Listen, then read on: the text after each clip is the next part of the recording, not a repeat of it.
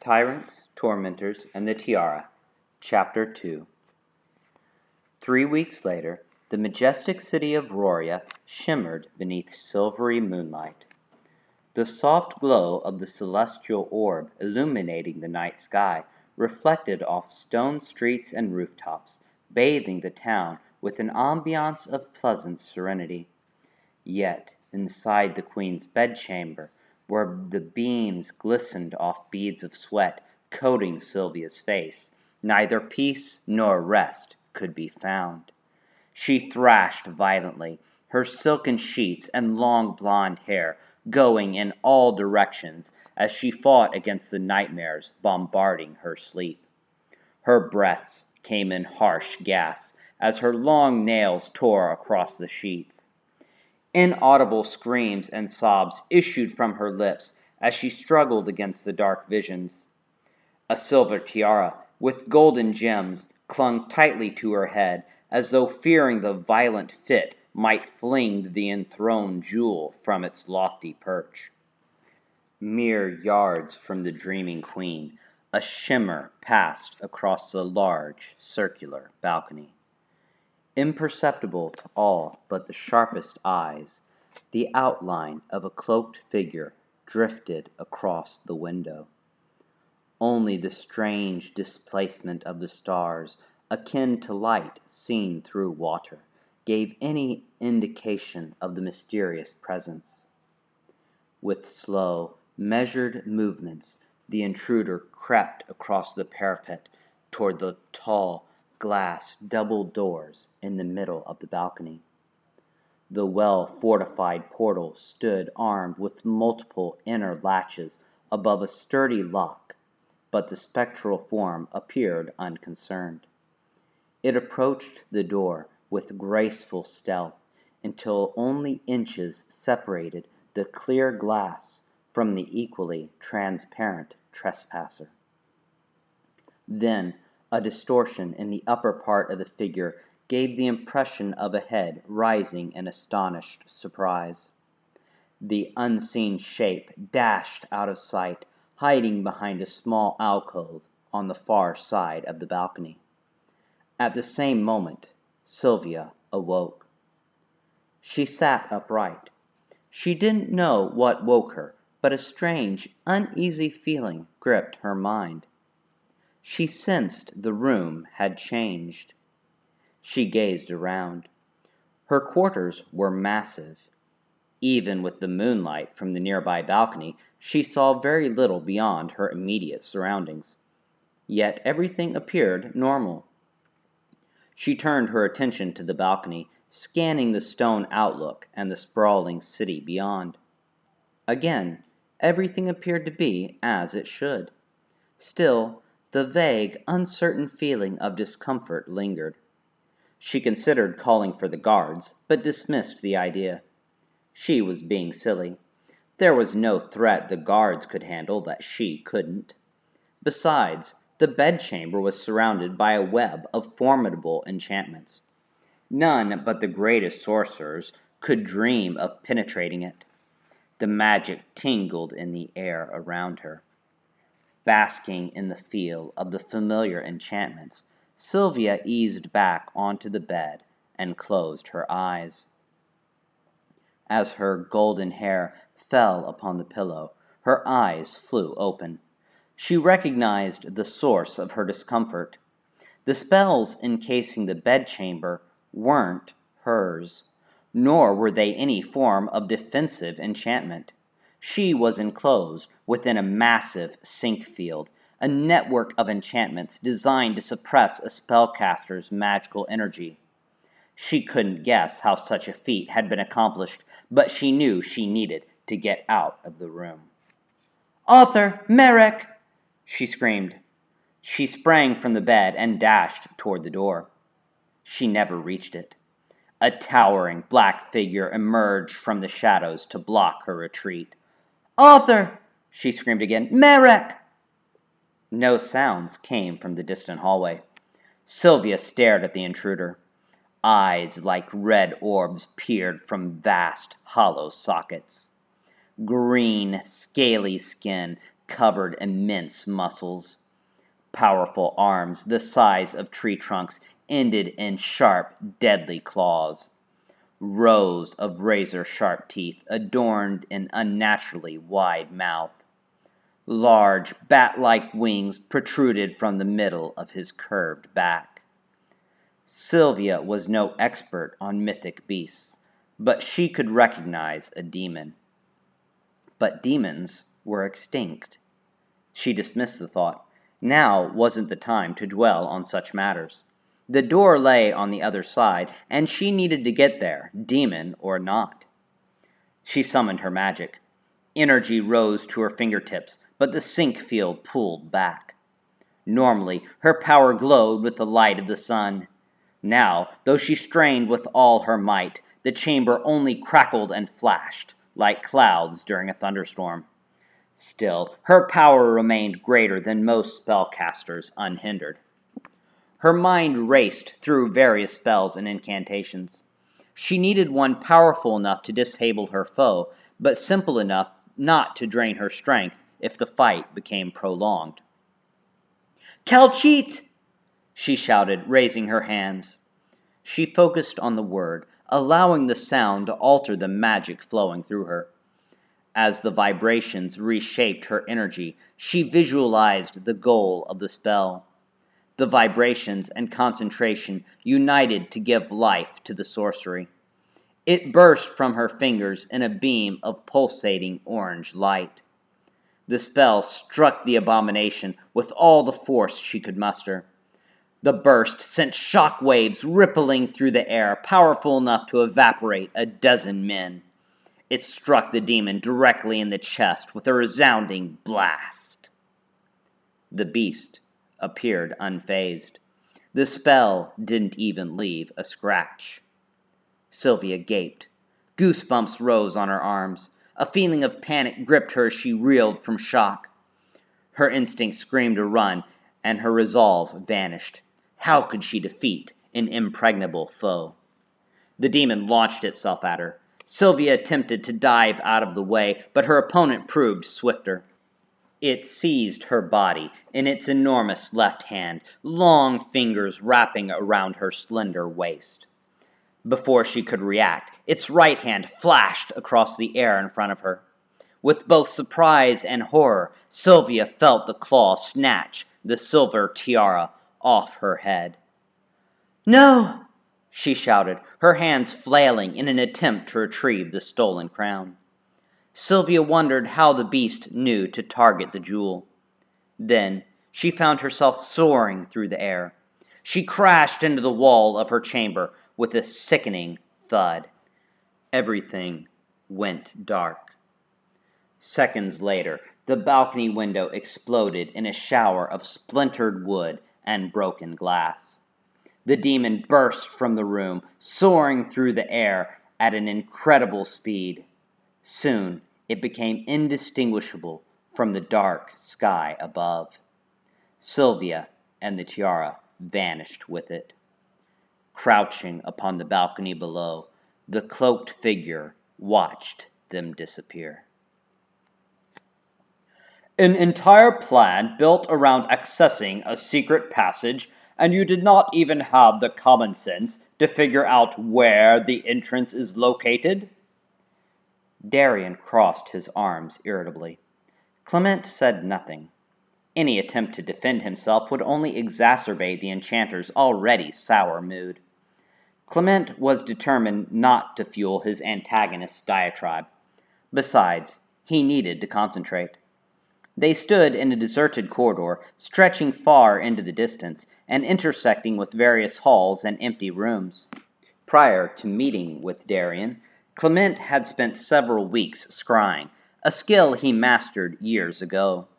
A talent not possessed by all mages, scrying produced all the benefits of monitoring another person's every action without being there physically. He employed this method of spying to watch people traveling to and fro inside the castle. The fire in his fireplace served as the medium through which these visions passed. He spent many nights supervising the activities of the palace denizens, particularly those of the queen's closest advisor and confidant, the High Mage Cornelius. From the High Mage, Clement learned of a network of secret passages Cornelius used to enter and maneuver through the palace without encountering guards and fellow bureaucrats. The most important passage was a secret doorway triggered by a suit of armor and leading almost directly to the queen's bedchamber. Clement had not made particular note about which suit of armor triggered the door. He knew what the decoration looked like. How many such suits of armor could there be in one hallway? Clement looked back at the 24 suits of armor they had already passed and gazed ahead at several dozen more still awaiting them. Each coat looked identical. He pressed onward, examining the next suit, and then the next, despite the loud, exasperated sighs of his companion. Clement was growing irritated. So far, the combination of secret tunnels and passages had enabled him to avoid any guards or servants. But if they lingered much longer in the hallway, someone was bound to see them. The recognition of this fact, along with his growing desire to make Darian shut up, wore on his nerves. Finally, Clement's eyes lit up as he spotted the small trigger inside a coat of arms. Darian seemed to notice the change. "Have we found the chosen one at last?" he asked. Clement lifted the suit's visor and lowered it. A blue dot, no bigger than a standard coin, appeared on the wall beside the decoration. If Clement wasn't looking for it, he probably wouldn't see it. He pressed his left index finger against the small dot. Responding to Clement's touch, the wall dissolved, revealing a long staircase stretching upward. A small landing at the foot of the staircase contained another coat of arms. Clement advanced toward it, but Darian hung back. "Do you want me to clean your smudge off the armor before we continue?" Darian asked, gesturing at a set of fingerprints adorning the polished metal. "No," Clement said. "I'm not worried about leaving evidence of our presence. Sylvia's corpse will give the secret away." With a shrug, Darian followed into the passage. The suit of armor on the landing looked identical to the ones in the hallway. Clement raised and lowered the visor of this suit, and the wall reappeared, sealing them inside. A soft blue light radiating from an unseen source provided visibility, and a long staircase ascended at least 2 stories. At the top lay another landing with yet another suit of armor. "Well, here we are," Clement said, looking around with pride. He wasn't expecting praise, therefore he wasn't disappointed. "I am glad to see dumb luck compensates for incompetence," Darian said. "Shall we ascend?" Clement scowled for a moment before a cold smile crossed his lips. "Of course. I'll lead so I can check for traps." Darian's eyes narrowed, but he motioned Clement ahead. Clement proceeded up the staircase, muttering spells beneath his breath and examining each step. He felt Darian summon defensive spells to protect against any plot Clement might be brewing. But Clement was too crafty for any direct form of revenge. He moved up the stairs, still muttering spells, but they weren't charms for detecting traps. Clement didn't need to search for traps. He already knew there was a trap, and he knew where. About halfway up the staircase, Clement spotted the trick step. He knew this step was trapped because the High Mage avoided it every time he ascended the passage. As gifted as the High Mage might be in the magical arts, he obviously knew little about defending himself from scrying spells. This failure allowed him to reveal vast amounts of useful information to Clement's prying eyes. "I'll have to thank his corpse after I kill him," Clement mused. "It's the least I can do to show my gratitude." As Clement reached the trick step, he completed his spell. A transparent film covered the stair, providing a solid surface. Clement glanced to make sure Darian didn't notice before stepping upon the stair in the same manner as any other. The enchanted surface easily supported his weight, preventing him from triggering the trap. Darien followed, also stepping on the magically coated stair, unaware of Clement's deception. Clement secretly dismissed the spell. He and Darien planned to escape back through the same tunnel. After Sylvia's death, the stair would be waiting. Since Clement wasn't taking any direct action to kill his companion, the blood oath wouldn't be broken. They reached the upper landing a few minutes later. Clement stopped and turned to face Darien. You remember the plan. We must take out the guards at the door before they can squeeze the alarm amulets around their necks. A suit of armor on the other side opens the door. Don't forget, we must move swiftly. Are you ready?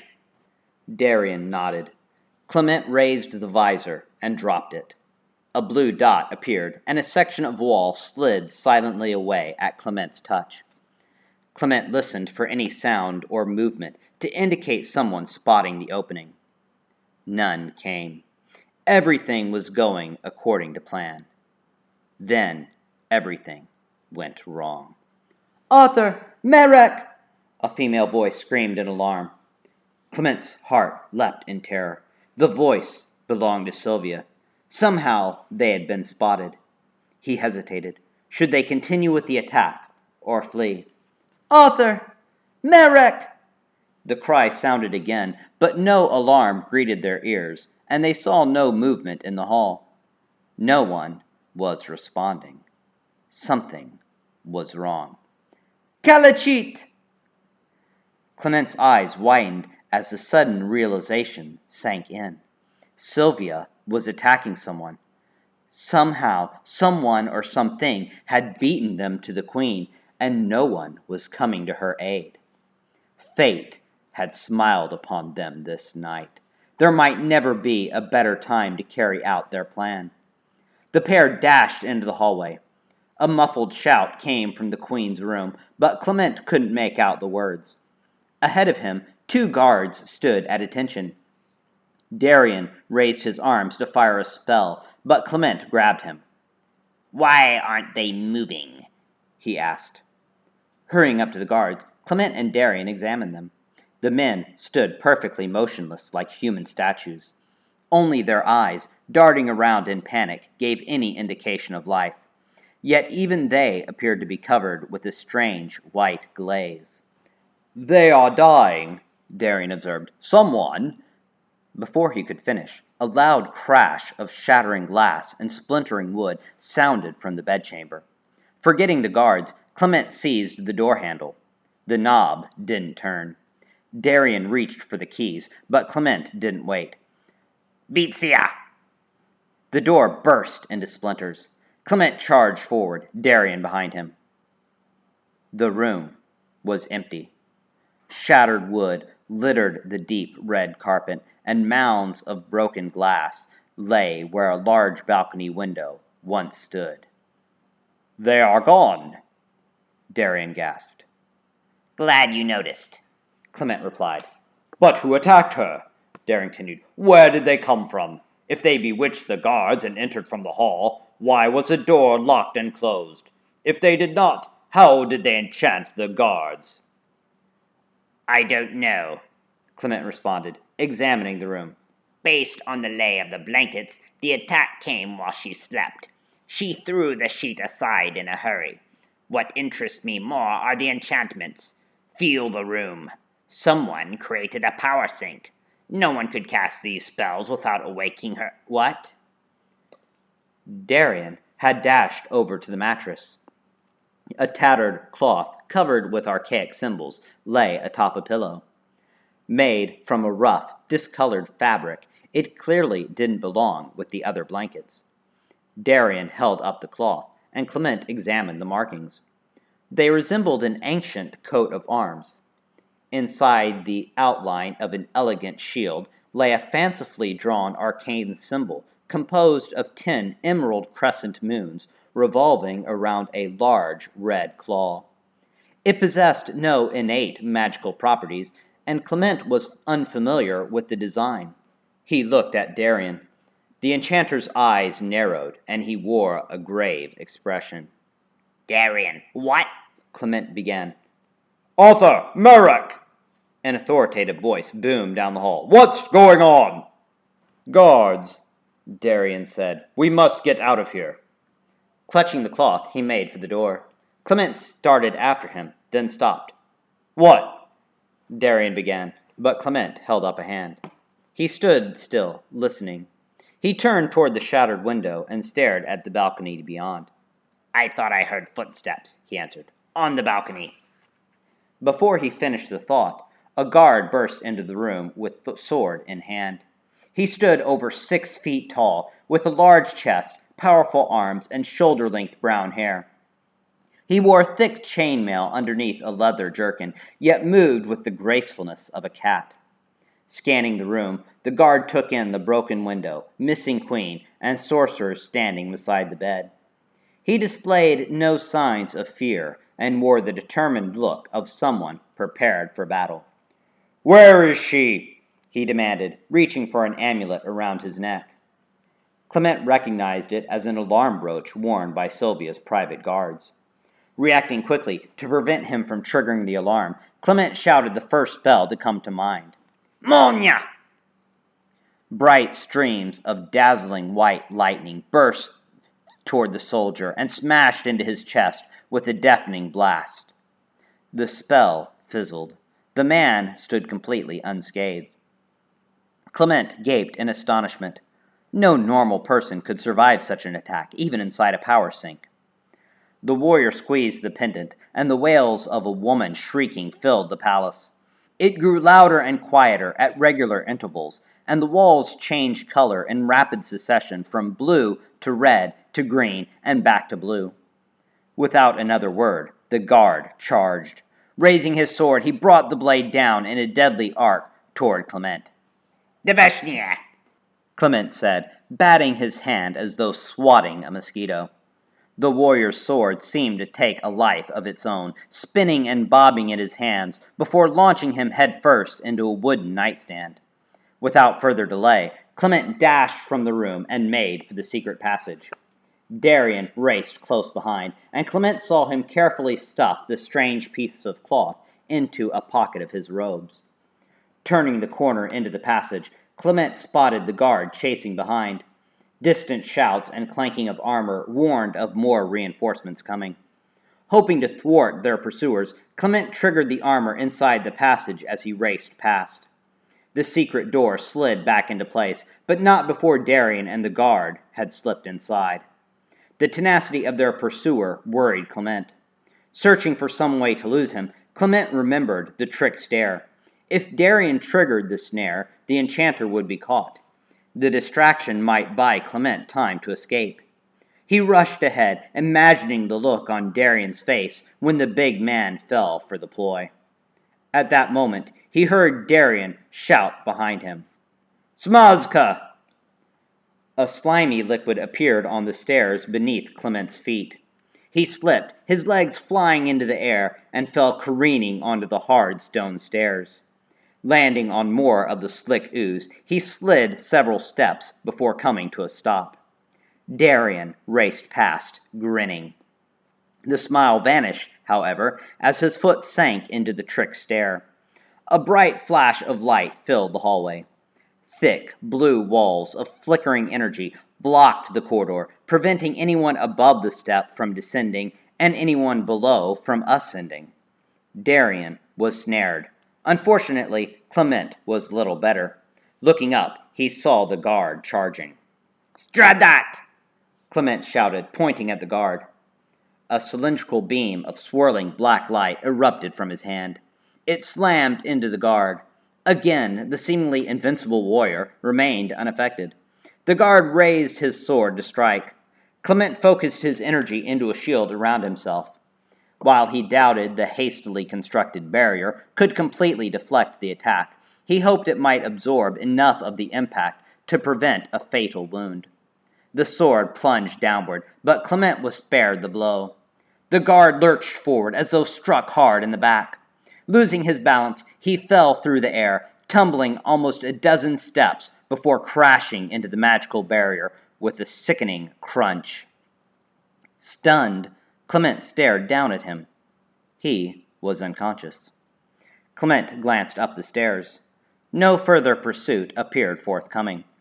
Clement sprang to his feet. Looking down, he discovered the barrier was gone. Darian's puzzled expression showed he had not disarmed the trap. But who did? Lacking time to dwell on the strange stroke of fortune, Clement hurdled the unconscious guard and hurried down the stairs.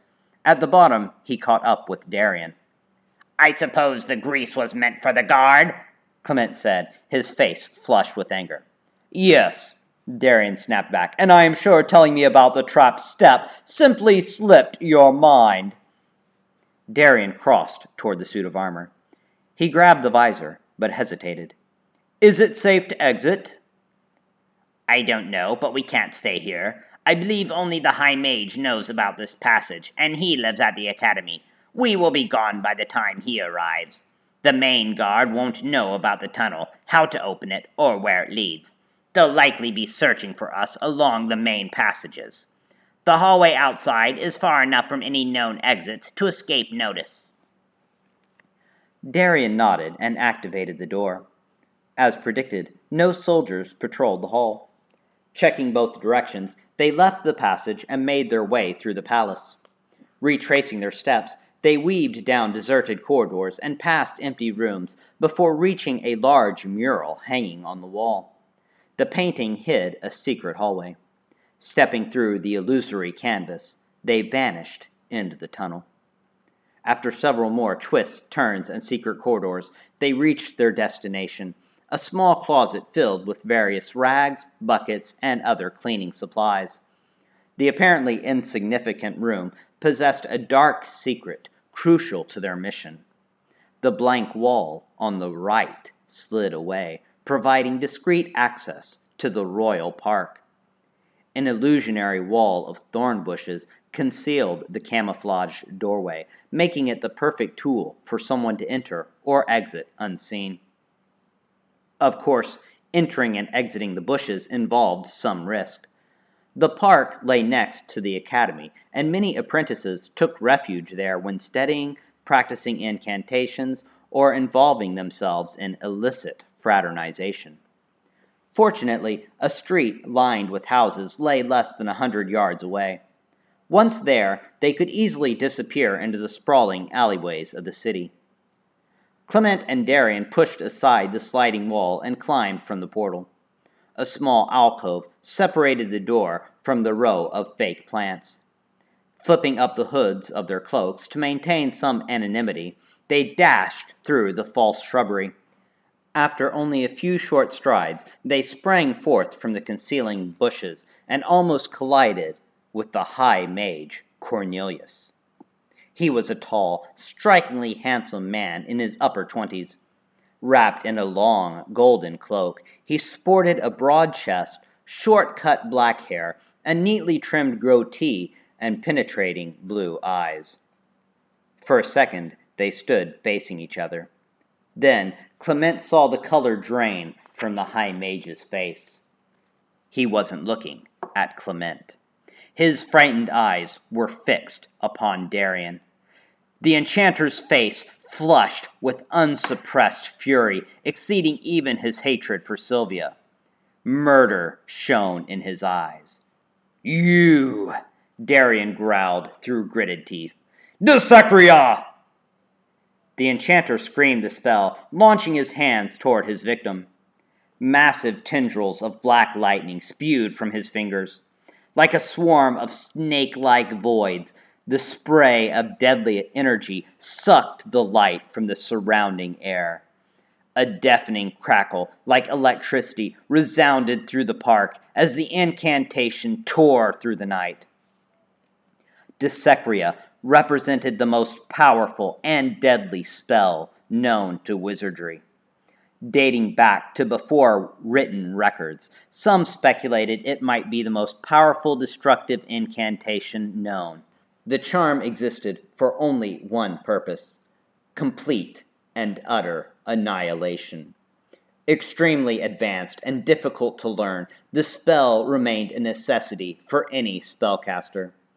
Few spells unleashed more devastation upon one's enemy.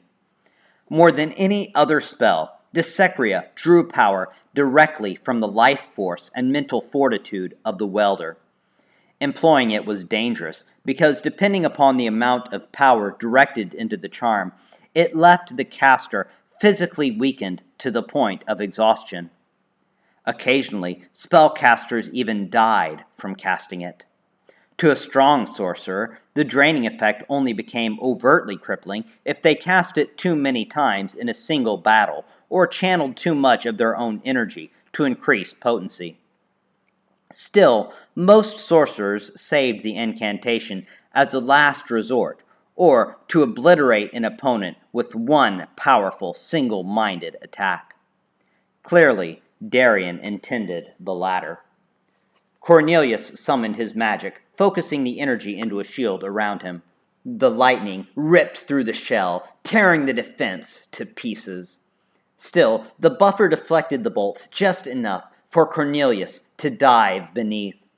He recovered quickly, tumbling back to his feet, but didn't counterattack. Instead, he assumed a defensive posture. "Darian, we must leave," Clement shouted. Darian ignored him. Stumbling forward, his strength drained by the Dissecria spell, he wasted no time renewing his assault. "Zemlia!" Darian shouted, clapping his hands together. Again, the High Mage summoned his magic around him. A shower of needle-like stones erupted from the ground, pummeling his defenses. The loud crash of the rocks exploding against the hastily summoned shield echoed through the courtyard. "Darian, he's stalling for reinforcements!" Clement screamed. "The academy is just yards away. We must get out of here." Darian either didn't hear the warning or didn't care. He strode toward his adversary, focused on maintaining the deadly barrage. With each second, the pummeling became more intense, and the High Mage's face turned red with the effort of keeping the shield steady against the onslaught. "He is weakening!" Darian shouted. "Help me!" Clement looked around anxiously, but realized that Darian wouldn't leave until the battle was over. "Razrivat!" Clement shouted. A series of thin, silver streaks burst from his finger in rapid succession. With a loud blast, the projectiles whipped toward Cornelius with frightening speed and accuracy. "Razriat!" screamed a female voice about 24 yards to the right. A blue streak of light collided with Clement's spell. The silvery beams scattered, splintering off in random directions before fizzling out of existence. Clement turned and saw a young teenage girl with short black hair charging toward the battle. Behind her followed several others. All wore the long, flowing green robes, denoting their status as apprentices. Still, they raced valiantly to the rescue of their esteemed headmaster. Dispatching them would be an easy task, but the kids likely represented only the beginning of the reinforcements. He and Darian could probably win a prolonged battle, but that wasn't why they came. "Time to go. You can stay if you want, but I'm leaving." Surrounding himself in a bubble of defensive magic, Clement raced for the nearby city streets. Looking back, he saw Darian cast a last, contemptuous look at the struggling High Mage before following Clement's lead. Spells bounced harmlessly off Clement's shield. The apprentices lacked the power to pierce the defenses, and the High Mage remained temporarily weakened. He needed time to recover before pursuing. Clement didn't give him the chance. Reaching the nearby street, Clement raised his arm, crying, "Timon!" The air crackled. Gray, misty bubbles appeared, hovering over the street and park. An instant later, they popped in unison, wrapping the entire area in thick fog. The mist grew, expanding to cover the entire northern section of the city. Clement heard the High Mage shout spells to disperse the fog, but the counter-charm took several minutes to cast. By then, he and Darian would be gone.